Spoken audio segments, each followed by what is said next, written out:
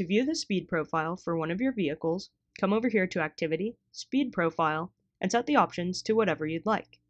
For this example, we'll pick a custom time on November 27th from 3:20 to 3:35 and choose my vehicle, the Falcon. If you want to run a speed profile on a vehicle that was archived previously, choose Yes for Include Archived Data, and make sure that you pick a date range for when that vehicle was active.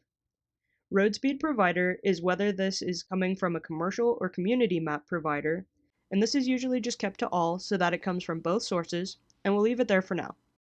Show truck speed limit is an option for if you're running this profile for a semi-truck that travels on roads where posted road speed limits are lower for semis than for other vehicles. Click Apply Changes, and we'll see the speed profile for this vehicle. The blue lines here indicate the vehicle's logged speed. This dotted line is from when the vehicle was parked and not providing speed data.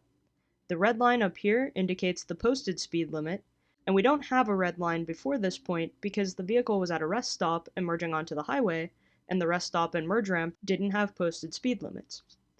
You can zoom in using the slider bar at the bottom of the screen and move around the time frame that you're interested in by clicking and dragging the slider. The other option that we have on this page is to click View Trips to view the trips history of the vehicle for this period of time, and if we zoom in here, we can see that the truck was merging onto the highway during that time frame that we specified.